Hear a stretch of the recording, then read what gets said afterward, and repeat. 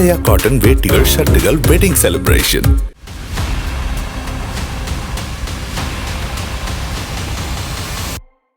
இரு துருவங்களோடு உரையாடும் சிறப்பு நேர்காணலுக்கு உங்களை மீண்டும் வரவேற்கின்றேன். இந்த சிறப்பு நேர்காணலின் இரண்டாம் பகுதியில் நாம் சந்திக்க இருக்கக்கூடிய ஆளுமை மூத்த பத்திரிகையாளர் டி. ராமகிருஷ்ணன் அவர்களைத்தான் சந்திக்க இருக்கிறோம். வாருங்கள் நேர்களே. வணக்கம் சார். வணக்கம். இந்த நேர்காணலில் முதல் பகுதியில் திரு சமஸ் அவர்கள் பேசியிருந்தாங்க. பாஜகவை பொறுத்த வரைக்கும் தனிப்பெரும் கட்சியாக வர வாய்ப்பு இருக்கலாம், ஆனால் தனிப்பெரும்பான்மை கிடைக்காது அப்படின்றது தான் அவருடைய பார்வையாக இருந்தது. உங்களுடைய கருத்து என்ன? அதாவது இப்போது 3 கட்டம் முடிந்திருக்கிறது. நம்ம திட்டவட்டமாக அந்த மாதிரி சொல்ல முடியுமாங்கிறது தெரியல. ஆனால் பொதுவாக இப்போது என்ன ஒரு கருத்துனா, மக்கள்கிட்டையும் சரி அரசியல் தலைவர்கிட்டையும் சரி, பாஜக முன்ன இருந்த ஒரு அதாவது முன்ன ரொம்ப ஒரு பலமான ஒரு நிலையில் இருந்தது அப்படின்னு பேசப்பட்டது ஒரு மாதத்துக்கு முன்னால். அது இன்றைக்கு தளம் மாறி இருக்கிறது. கொஞ்சம் அவங்களுக்கு தோல்விகளை காண்பார்கள் அப்படின்லாம் சொல்கிறாங்க. சில பேர் சரிவு இருக்கும்னு சொல்கிறாங்க. நம்ம அந்த சரிவு ஏதாவது எந்த அளவுக்கு இருக்கும்னு நம்மளுக்கு தெரியல ஒன்று. ஸோ அதாவது ஏன்னா இது நீங்கள் ஒரு கடந்த 50 ஆண்டு காலம் எடுத்துக்கோங்களேன், 72க்கு அப்புறம் வச்சுப்போமே. இப்படின்னு பார்த்தோன்னா 3வது முறையாக ஒரு கட்சி தேர்ந்தெடுக்கப்படுவதுங்கிறது, அதே ஆள் தேர்ந்தெடுக்கப்படுவது நடைபெறல. ஓகே, அது இந்த முறை நடைபெற எப்போ இந்த முறை விதிவிலக்காக இருக்க போதா இல்லாட்டா அதே பேட்டர்ன் கண்டினியூ ஆக போதாங்கிறதுங்கிறதா இப்போது நம்ம பார்க்க வேண்டிய இதுவாக. இதில் நான் என்னுடைய கேள்வி எப்படின்னா, இப்போ 2019 மாதிரி 300 இடங்களை தாண்டி பெற போகிறாங்களான்றது அடுத்த கட்டமாக நான் கேட்குறேன். முதல்ல பாஜகவுக்கு இந்த முறை தனி பெரும்பான்மை கிடைக்குமா இல்லையா? உங்கள் அப்சர்வேஷன் என்ன? சமஸ் அவர் சொன்னதுனால, ஏன்னா இப்போ அந்த அவர் சொன்னதை வைத்து கொண்டு தான் நான் இப்போ பதில் சொல்ல வேண்டியிருக்கு. நிச்சயமா. பட் எனிவே அது ஒரு இதுக்காக நம்ம ஒரு குறிப்புக்காக நம்ம வச்சுட்டா கூட என்னால் இப்போ அது திட்டவட்டமாக சொல்ல முடியல. அதாவது அவங்களுக்கு பெரும்பான்மை கிடைக்காம போயிடும் அப்படின்னு நம்ம ஒன்றும் சொல்ல முடியல. அதுக்கு என்னென்னா இந்த டேர்ன் அவுட் இருக்குது பாருங்கள், இது அகைன் இது நீங்கள் பார்த்தீங்கன்னா ஒன்றும் பெரிய வித்தியாசம் இல்லை. போன வாட்டி 66, இந்த வாட்டி 65. ஓகே, இந்த 1% மிகப்பெரிய சரிவு வந்துருமா அப்படிங்கிறதெல்லாம் சொல்ல முடியல. மோடி லீடர்ஷிப் அப்படின்றது தான் பெருசாக பேசப்பட்டது. நீங்கள் சட்டமன்ற தேர்தலுக்கு பிறகு நாடாளுமன்ற தேர்தல்ன்றப்போ பாஜகவே ஒரு 10% அதிகமாக வாங்கின ஸ்டேட் எல்லாம் நம்ம பார்க்குறோம். ஏன்னா அது மோடி லீடர்ஷிப்க்கு விழுந்தது. இந்த முறை மோடி லீடர்ஷிப், மோடியின் மீது ஒரு சலிப்பு வந்திருக்கு அப்படின்ற அந்த பார்வையை எப்படி பார்க்குறீங்க? 10 வருடங்கள், அதனால் அந்த சலிப்பு வருவது இயல்பு தான்.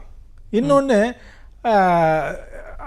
அதாவது அரசியல் காரணங்களை தவிர நான் என்ன பார்க்குறேன்னா, பொருளாதார ரீதியில் இந்த விலைவாசி ஏற்றம், அதுக்கப்புறம் வேலை, இப்போ நீங்கள் பார்த்தீங்கன்னா ஜாப் மார்க்கெட் ரொம்ப மோசமாக இருக்கிறது. இன்ஃபேக்ட் பெரிய பெரிய IIM மாதிரியான இதிலெல்லாம் அவங்க அவங்களோட அந்த முன்னாள் மாணவர்களுக்கு கடிதங்கள் அனுப்பிச்சு, நீங்கள் எங்கள் இன்ஸ்டியூஷன்லாம் பேரை காப்பாற்றுங்க, நீங்கள் கொஞ்சம் சில பேர் எடுத்துக்கோங்கன்னு சொல்லி லெட்டர்லாம் போட்டிருக்காங்க. இன்றைக்கு எங்கே ஐஐஎம்மில் உங்களுக்கு இடம் கிடைக்கிறதே பெரிய விஷயம். ரொம்ப காஸ்ட்லி எஜுகேஷன் இன்றைக்கி பிளேஸ்மெண்ட் இல்லை. ஐஐடிகள்லாம் அப்படி தான் இருக்குது இன்றைக்கு. ஸோ அதனால் இது படித்தவர்கள் ஓரளவுக்கு படிக்கிறது, அதாவது ரொம்ப பெரிய உயர் படிப்பு படிக்காதவர்கள், இளைஞர்கள் மத்தியில், அந்த குடும்பங்கள் மத்தியில் இப்போ ஒரு 10 வருடம் ஆட்சி புரிஞ்சார். என்னென்னமோலாம் நம்மளுக்கு இது கொடுத்தாரு, ப்ராமிஸ் கொடுத்தாரு. பட் இன்னைக்கு பார்த்தீங்கன்னா வேலை கிடைப்பது என்பது மிக மிக கடினமாக இருக்கிறது இன்றைக்கு சூழ்நிலை. இப்போ ஒரு சலிப்பு இருக்கு அப்படின்றத நீங்களுமே அப்படி இருக்கலாம்ன்ற இடத்துக்கு நகர்றீங்கன்னா, ஆமாம், ஏன் உங்களால் பாஜக கூட்டணியால் ஆட்சி அமைக்க முடியாதுன்ற கருத்துக்கு ஏன் சொல்ல முடியலன்னா, பாஜக இன்றைக்கும் ஒரு பலமான கட்சியாக இருக்குது. இப்போ நீங்கள் நம்பர் 1 பார்ட்டிக்கும் நம்பர் 2 பார்ட்டிக்கும் வித்தியாசம் ரொம்ப ஜாஸ்தி. இது எவ்வளவு தான் குறைஞ்சாலும், அதாவது மிகப்பெரிய சரிவு வரணும் அந்த மாதிரி ஒரு தெரிகிறதா அப்படின்னா, ஈவன் ரொம்ப பிஜேபியினுடைய கடுமையாக எதிர்க்கிறவங்க கூட அவ்வளோ பெரிய சரிவை எதிர்பார்க்கல. மோடி அவர்கள் மீது ஒரு சலிப்பு இருக்கு, நான் எதுக்குப்பா ஓட்டு போடணும், பெரிய கோபமும் இல்லை அப்படின்னு அவர்கள் வீட்டிலேயே ஒதுங்கி கொண்டு இந்த அரசை அகற்றணும்னு நினைக்கிறவங்க போய் ஓட்டு போட்டிருந்தாங்கன்னா முடிவு மாற வாய்ப்பு இருக்கே. இது இப்படி ஒரு தர்க்கம் இருக்கே. இருக்கு. நான் அதை முழுமையாக ஒற்றுக்கு. ஆனால் பாஜக கட்சி எப்படின்னா, பாஜக, திமுக, சிபிஐஎம், இவங்கெல்லாம் வந்து ஒரு cadre based parties. Okay, committed voters இருப்பான். அவனுக்கு வந்து வாஜ்பாய் செஞ்சாரு செய்யல, மோடி செஞ்சாரு செய்யல, ஸ்டாலின் செஞ்சாரு செய்யல, இதெல்லாம் அவருக்கு வந்து அவங்களுக்கு இதுவே இல்லை. ஒரு ஒரு ஒரு அதாவது அது அவங்களுக்கு இருக்கலாம், வருத்தம் இருக்கலாம், இதெல்லாம் இருக்கலாம். ஆனால் தேர்தல் வந்துச்சு, நம்ம கட்சியை காப்பாற்றணும். அவனை பொறுத்தவரையில் அந்த கட்சி சின்னம், இதுக்கு நீங்கள் வந்து அந்த அந்த கட்சியினுடைய கொள்கை இல்லாட்டா அந்த கோட்பாடு அதில் வந்து இதுவாக இருக்குது. இந்த கேடர் பேஸ்டு பார்ட்டிஸில் இந்த லோயர் டேர்ன் அவுட் இருக்குது பாருங்கள், அது எப்பொழுதுமே அவங்களுக்கு ஒரு, ஏன்னா அவங்களுடைய ஓட்டர்ஸ் எல்லாரும் வந்துடுவான். இதில் இப்போ ஒரு மூத்த பத்திரிகையாளராக உங்கள் அப்சர்வேஷன் வைக்கிறீங்க, அதில் ஒரு தர்க்கமும் இருக்குது, நான் அதை மறுக்கலை. ஆனால் கார்கே போன்று காலம் காலமாக அரசியல்லையே இருக்கக்கூடியவர்கள், இன்னும் ஜெயராம் ரமேஷ் போன்றவர்கள்லாம் இந்த வாக்கு சதவீதம் குறைவாக இருக்குல்ல, அதன் மூலமாக மோடிக்கு வந்து ஒரு பதட்டம், தோல்வி பயம்னு சொல்கிறது இருக்குல்ல, அதை எப்படி பார்க்க? ஏன்னா அவங்களும் அரசியல் காலத்தை அறிஞ்சவங்க தான். இதுதான். ஆனால் வந்து அப்போது எனக்கு அதில் அவங்க சொல்கிறதுல வந்து எனக்கு என்னென்னா, அப்போது இவ்வளவு நீங்கள் பிரச்சாரம் பண்ணீங்கல்ல, நீங்கள் வந்து அது ரொம்ப ரொம்ப கடந்த 2 வருடங்களாக ராகுல் காந்தியும் அவரால் முடிஞ்ச அளவுக்கு அது அவருடைய இது மீது நம்மளுக்கு நிறைய கருத்துக்கள் இருக்கலாம். பட் ஒரு ஒரு ஒரு சீரியஸாக போய் ஏதோ போனார், யாத்திரை பண்ணார். இது பட் இப்போது இவர்கள் பலமாக இருக்கின்ற மாநிலங்கள்லேயே ஏன் வந்து வாக்கு சதவீதம் ஏறலை? நான் என்ன சொல்கிறேன், இவங்க காங்கிரஸ் பலமாக இருக்கிற மாநிலங்கள்லேயே வாக்கு சதவீதம் போனதை வாட்டி இந்த வாட்டி அதிகமாக இருக்கணும்ல, அது ஆகலை. ஓகே, அது ஆகாமல் போனதுக்கு என்னென்ன காரணங்கள்னு அந்தந்த ஒவ்வொரு மாநிலத்திலையும் ஒவ்வொரு தொகுதியிலையும் சில காரணிகள் இருக்கலாம். ஓகே, நீங்க எந்த மாதிரியான பிரச்சனைகள் எடுத்திருக்கீங்க, நீங்க எந்த மாதிரியான வேட்பாளர்கள், இதையே நான் இந்தியா கூட்டணி அந்த கூட்டணி கட்சிகளின் கமிட்டட் ஓட்டர்ஸ்னு நான் புரிஞ்சுக்க முடியாதா? ஆனா நீங்க அந்த இடத்துல ஒரு வேரியேஷன் தரீங்க, பாஜக வாக்கு வங்கி இந்த இதர கட்சிகளோட வாக்கு வங்கியை விட அதிகமா இருக்குன்ற மாதிரி அந்த எக்ஸப்ட் அங்க சிபிஐ சிபிஎம் கம்யூனிஸ்ட்காரங்களை தவிர இவங்களுக்கெல்லாம் வந்து அந்த மாதிரி ஒரு கமிட்டட் ஓட்டர்ஸுங்கிற ஒரு கான்செப்ட்ல இல்லை, அந்த ஒரு இதுல இல்லை. அவங்க கமிட்டட் ஓட்டர்ஸ் இருக்காங்கங்கிற மாதிரி நம்மளுக்கு அதாவது அந்த இப்போ கேரளா மாநிலத்தில் வந்து காங்கிரஸ் தலைமையிலான கூட்டணி ஒரு பலமான கூட்டணி. ஓகே, பிரதான கட்சி காங்கிரஸ், இதில் ஒரு ஆளுங்கட்சியாக இருக்குது, தெலுங்கானாவில் இருக்குது, கர்நாடகாவில் இருக்குது. ஆனால் வந்து கமிட்டட் ஓட்டர்ஸ் அப்படி நீங்கள் பார்த்தீங்கன்னா சம்டைம்ஸ் அவங்க தோற்று போகும்போது ரொம்ப பெரிய வீழ்ச்சியோடு தோற்று போகிறாங்க. ஸோ வந்து அந்த அந்த நியூட்ரல் ஓட்டர்ஸ் இருக்காங்க இல்லையா, அவங்க தான் இவங்களுக்கு பலம் சேர்க்குறாங்க. ஃபஸ்ட்டு 3 ஃபேஸ் தான் முடிஞ்சிருக்கு. ஓகே ஓகே, இன்னும் நிறைய இருக்குது. ஓகே, இன்னும் 270 சொச்சம் இருக்குது. அதனால் நம்மளுக்கு அது ஒரு இதுவாக இருக்குது. இப்போ இதில் நீங்கள் சொன்னது 3 கட்ட தேர்தல் தான் முடிஞ்சிருக்கு அப்படின்றப்ப இந்த 3 கட்டத்திலேயே கடந்த முறை பாஜக வந்து 166 இடங்கள் பெறுறாங்க. ஓகே, இப்போ 2019 ஒரு வார்த்தையை திரு சமஸ் அவர்கள் அவங்க கட்டுரையிலே பயன்படுத்தினார். நம்ம அந்த கட்டுரையாளரை தாண்டி கருத்தாக நான் பேசணும்னு நினைக்கிறேன். இந்த ஆட்சி எதில் நிலைத்திருக்குன்னா ஒரு 30 இடங்கள் அதிகமாக பெற்று இந்த ஆட்சி இருக்கு 2019. ஓகே, இப்போ இந்த 3வது கட்டத்தை நீங்கள் பார்க்குற போது கர்நாடகா, தெலுங்கானா அப்படின்னு சுற்றி பார்க்குற போது குறைந்தபட்சம் 20லிருந்து 25 இடங்கள் இழக்க வாய்ப்பு இருக்கு அப்படின்னு சொன்னாலே ஒரு போட்டித்தன்மை வந்துருச்சு. அதாவது ஒரு நெருக்கடி, கடும் போட்டி. இதுக்கு முன்னாடி கருத்து கணிப்புல 400 + 360 அதெல்லாம் இருக்கு, அதெல்லாம் இல்லை, கடும் போட்டின்ற இடத்துக்கு நகர்த்துறாங்க. களம் அப்படிதான் இருக்கா? ஓகே, போட்டி கடுமையாக தான் இருக்கு. அதில் ஒன்றும் கருத்து வேறுபாடு ஒன்றும் கிடையாது. போட்டி கடுமையாகத்தான் இருக்குது. ஆனால் உங்களுக்கு வந்து இவங்க தோற்றுப்படுவாங்க, அதாவது பாஜக வந்து தோற்றுப்படுவாங்கங்கிற மாதிரி இருக்கு இல்லையா? அது வந்து ஏன்னா இப்போ வந்து டெல்லியில் இருக்கிறவங்க என்ன ஒரு, அதாவது இப்போ எனக்கு தெரிந்த ரொம்ப கடுமையாக பாஜகவை எதிர்க்கிறவர்கள் இதை வேவ்லெஸ் எலெக்ஷன்னு சொல்கிறாங்க.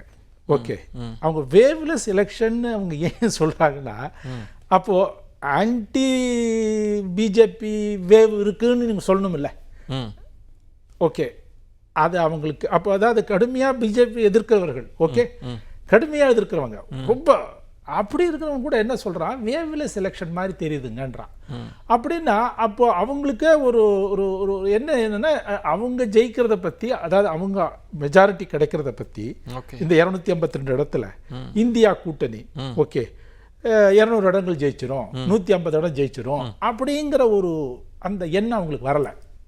அந்த எண்ணம் வரலை இன்னும். ஓகே, இல்ல இன்னும் வரலன்றீங்க. ஆனா ஒரு 3 மாதத்துக்கு முன்பு பார்க்கிறப்ப நீங்க எல்லா கட்டுரைகள், நடுப்பக்க கட்டுரை, தலையங்கம்லாம் படிச்சீங்கன்னா எல்லாமே இந்தியா கூட்டணிக்கு அறிவுரை சொல்றதா இருக்கும். நிச்சயமாக பாஜக தான் ஆட்சி அமைக்கும்னு இருக்கும். ஆனா கொஞ்சம் கொஞ்சமாக களம் மாற மாற காட்சிகள் மாறுற தன்மையை பார்க்கிறோம். அதுல என்ன முக்கியமான அப்சர்வேஷன் வைக்கிறாங்கன்னா, மோடி அவர்கள் மீது சலிப்பு, பாஜகன்ற கட்சி மீது அதிருப்தி இருக்கு. மூன்றாவது முக்கியமான பாயிண்ட் என்னன்னா, கூட்டணி என்டிஏ அலைன்ஸுக்குள்ள கெமிஸ்ட்ரி இல்ல. நிதிஷ்குமார் அவங்களுக்கு நெகட்டிவ் ஃபேக்டர் ஆயிட்டார். இங்க கர்நாடகாவில் வந்து தேவகவுடா நெகட்டிவ் ஃபேக்டரா மாறி இருக்கிறார். மகாராஷ்டிராவில் அவங்க நினைச்ச மாதிரி அவங்க கட்சியெல்லாம் பிளந்தாங்க, ஆனா பலம் சேர்க்கல. கெமிஸ்ட்ரி இல்லாத அலைன்ஸ் அவங்கள பின்னுக்கு இழுக்குது அப்படின்னு சொல்ற ஆர்குமெண்ட்டை எப்படி பாக்குறீங்க? மகாராஷ்டிரா 48, இது ஒரு 40, பீகார் ஒரு 40, 88 இடம். இப்போ 88 இடத்துல கர்நாடகா சரி சேர்த்துக்கோங்க. ஓகே, அது ஃபைன். அதில் 4 இவங்க வந்து, ஏன்னா கடந்த 2019 அவ்வளவு பலன் கொடுத்த மாநிலங்கள் இதெல்லாம் 27 இடம் ஜெயிச்சாங்க. அதெல்லாம் நெருக்கடி அப்படின்னு 26 இடம் ஜெயிச்சாங்க. ரைட், ஓகே ஃபைன், நான் இல்லைன்னு சொல்ல நீங்க. பட் இப்போ இந்த 88 + 28 எடுத்துட்டா கூட உங்களுக்கு 116 இடம். ஈவன் பீகாரில் கூட என்ன சொல்றாங்கன்னா, இது கூட பிஜேபிக்கு ஜெயிச்சிருவாங்க, நிதிஷ்குமார் தோத்து போயிடுவாருன்னு சொல்றாங்க. ஓகே, தெரியல, அது அது அது என்னமா நீங்கள் கெமிஸ்ட்ரி சரியில்லைன்னு சொல்கிறீங்க, அதை நான் ஒத்துக்கிறேன். பட் கெமிஸ்ட்ரி இப்போ வந்து, ஆனால் வந்து பீகார் மாநிலத்தில் இன்னும் பாஜகவிற்கு ஒரு இது இருக்குது. ஒரு பிரசாந்த் கிஷோர் வந்து சொல்லுவார் 25% மேலே கிடையாதுன்றார். பட் கிடையாது தான். பட் ஆனாலும் அது ஒரு முக்கிய கட்சியாக இருக்கிறது. அங்கே ஒரு பெரிய வேவ் வருதுன்னு வச்சுக்கோங்களேன். தேஜஸ்வி யாதவுக்கு ஓகே ஒரு பெரிய வேவ் வந்துடுது அப்படின்னா, then things are very difficult. Okay, அதே மாதிரி மகாராஷ்டிராலையும் ஒரு கருத்து இருக்கு வந்து, அவர் உத்தவ் தாக்கரேவை வந்து இவங்க கவிழ்த்தது வந்து அவருக்கு ஒரு சிம்பத்தி ஃபேக்டர் உருவாயிருக்குன்னு சொல்றாங்க. பட் இந்த சிம்பத்தி ஃபேக்டர்லாம் வந்து அகெயின் அது எந்த அளவிற்கு அவருக்கு சாதகமாக இருக்கும். ஓகே, நம்ம இப்போ தமிழ்நாட்டில் அந்த பாயிண்ட் உத்தவ் தாக்கரேவுக்கு சிம்பத்தி இருக்கு அப்படின்னு இருக்கு. நீங்க வந்து சான்ஸ் எடுக்கக்கூடாதுன்னு நினைச்சு ரொம்ப எச்சரிக்கையோடு நிதிஷ்குமாரை உள்ளுக்கு கொண்டு வராங்க, தேவகவுடாவை கொண்டு வராங்க. ஆனா 7 கட்ட தேர்தல்ன்றதே அவங்களுக்கே ரிவர்ஸா, பாலியல் குற்றச்சாட்டுலாம் வரும்னு யாருமே எக்ஸ்பெக்ட் பண்ணியிருக்க முடியாது. அப்படின்றப்ப போட்டி கடுமையா இருக்கிறப்ப உங்களால யூகிக்க முடியுதா, நம்பர்ஸா உங்களால பார்க்க முடியுதா? இப்போ சொல்ல முடியுது தனிப்பெரும் கட்சியா வரலாம், தனி பெரும்பான்மை வராதுன்னு எதிர்த்தரப்புல இருந்து சொல்றாங்க. உங்களால தனி பெரும்பான்மையோ அல்ல 300 நெருங்கும் அப்படி ஏதாவது யூகிக்க முடியுதா? அப்படி நான் என்னால் இப்போதைக்கு யூகிக்க முடியல. மேபி நான் இன்னும் கொஞ்சம் ஒரு 2 ஃபேஸ் ஒரு 275 கம்ஃபர்ட்டா வரும். ஏன்னா இப்போ நம்ம வந்து இருக்கிறத 282. ஓகே, இப்போ ஈவன் இதுல கூட 140 இடம் தான் ஜெயிக்கிறானே வச்சுப்போம், ஒரு பேச்சுக்கு சொல்றேன். பிஜேபி அடுத்து 270ல் அவர் 200 இடம் ஜெயிச்சிடறான்னு வச்சுக்கோங்க. பாஜகவின் வியூகம் என்னவாக இருந்தது? வட மாநிலங்கள்ல நம்ம 2019 முழுமையான அறுவடையை பண்ணிட்டோம். அப்ப தென் மாநிலங்களில் குறிவைப்பதன் மூலமா 350 372 400 நோக்கி நகரலாம் அப்படின்னு. ஆனா தென் மாநிலங்கள் இப்போது இருக்கிற சூழல்ல எப்படி இருக்குன்னு பாக்குறீங்க? ஏன்னா ஆந்திராவில் கூட்டணி வச்சிருக்கிறாங்க, ஆனால் மோடி அவர்கள் படத்தை போடாமே பிரச்சாரம் நடக்கிற காட்சி, கர்நாடகாவில் பாலியல் குற்றச்சாட்டு, இன்னும் பிற காட்சிகள் மாறுற தன்மை, கேரளா, தமிழ்நாடு அலைன்ஸே இல்லாத ஒரு சூழல், தெலுங்கானா அப்படின்றப்ப தென் மாநிலங்கள் முற்றாக பாஜகவுக்கு நெருக்கடியை தரப்போகுதா? அப்படி ஒரு சூழல் இருக்கா? அதாவது தமிழ்நாடும் கேரளமும் நம்மளுக்கு தெரியும், ரிசல்ட் வந்து அவங்களுக்கு எந்த விதத்துலையும் பெருசாக ஒன்றும் ஏதோ போனஸ் கிடைக்கலாம், 1 or 2 அவ்வளோதான் நான் நினைக்கிறேன். But Telangana, Karnataka, Andhra Pradesh, okay, இது ஒரு 28, அது ஒரு 42, ஒரு 80 சீட். ஓகே, இந்த 80 சீட்டில் அவங்க நிச்சயம் வந்து தெலுங்கானாவில் நான் ஒரேடியாக அவங்களுக்கு, ஏன்னா நீங்கள் தெலுங்கானாவில் அவங்க தனியாக நின்று இந்த சட்டசபை சேவத்தில் ஓரளவுக்கு ஒரு டீசன்ட் பெர்ஃபார்மன்ஸ் பண்ணாங்க. பிஆர்எஸ் தோத்து போயிடுச்சு.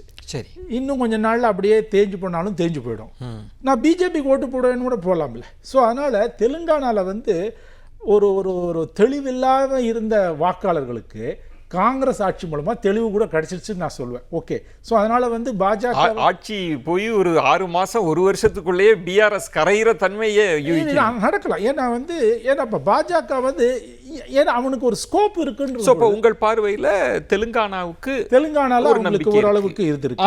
ஆந்திராவிலையும் ஓரளவுக்கு அவங்களுக்கு வந்து ஒரு மாதிரி ஒரு டீசென்ட் பெர்ஃபார்மன்ஸ் கிடைப்பாங்க. ஓரளவுக்கு ஒரு 15 சீட் அவங்க எதிர்பார்க்குறாங்கன்னு நினைக்கிறேன். 15. தெலுங்கானா ஆந்திரா ஒரு 15. இல்லை அது ஆந்திரா 15, தெலுங்கானால எப்படி ஒரு 5-6 சீட் கிடைக்கும். 20. தமிழ்நாடு அப்படி ஓரளவு நீங்கள் வந்து தமிழ்நாடோ கேரளாமோ வந்து போனஸ். சட்டமன்ற தேர்தலுக்கு ஒரு மாதிரியாகவும் மோடி தலைமைக்கு வேறொன்றாகவும் வாக்களிக்கிற தன்மையில கர்நாடகா ரொம்ப முக்கியமான ரோல் இருந்தது. இப்போ நான் கூட்டி கழிச்சு பாக்குறப்ப ஒரு 40 இடங்கள் பாஜக மைண்ட்ல இருக்கு. ஓரளவு ரியாலிட்டியா பாஜக மைண்ட்ல இருக்கான்னு எனக்கு தெரியாது. பட் உங்க மைண்ட்ல இருக்கு. என்னோட 40 இடங்கள் என்னோட மைண்ட்ல தென் மாநிலங்கள். அப்போ பாஜகவுக்கு கை கொடுக்கக்கூடிய மாநிலங்களா எது இருக்குன்னு நீங்க யூகிக்கிறீங்க? அதாவது இப்ப கை கொடுக்கக்கூடிய மாநிலங்கள் வந்து ஒடிஷா இருக்கலாம், 21 இடம். ஓகே அவங்க வந்து இன்ஃபேக்ட் இந்த கூட்டணி பேச்சுவார்த்தை நடத்தாமல் இருந்திருந்தால் அது அவங்களுக்கு சாதகமாக அமைந்திருக்கும் என்பது என்னுடைய கருத்து.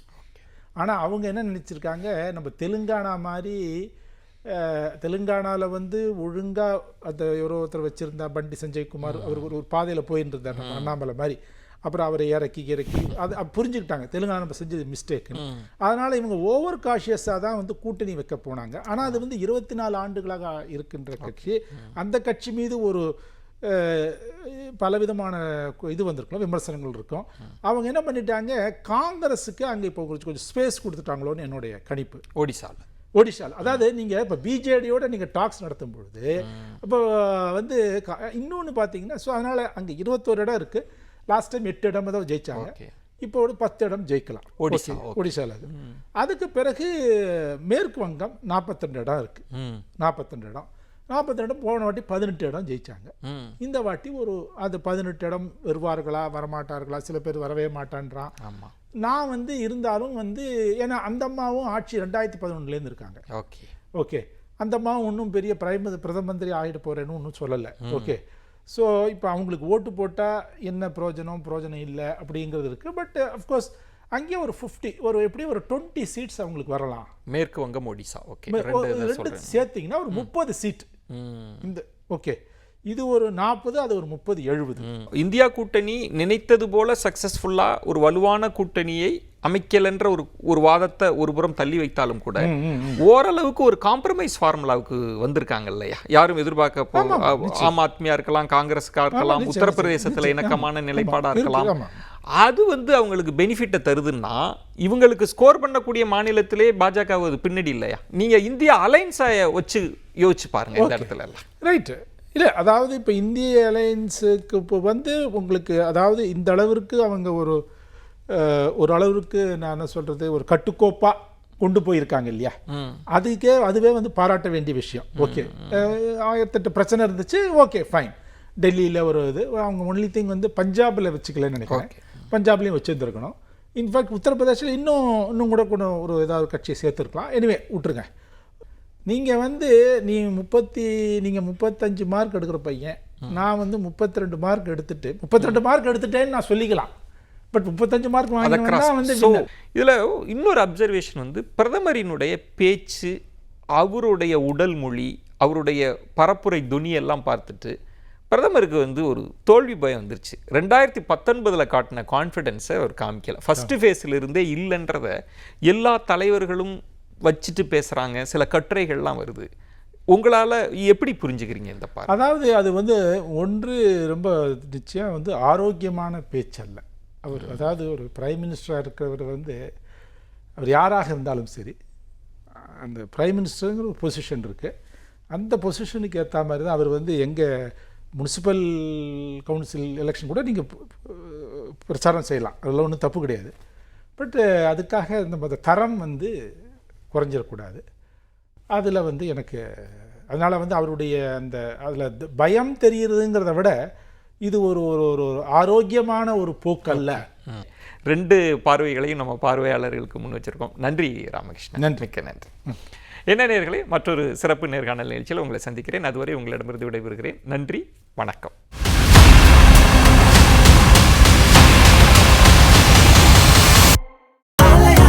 Happy wedding, Alaya, என்றும் trending, Alaya, happy wedding, Alaya.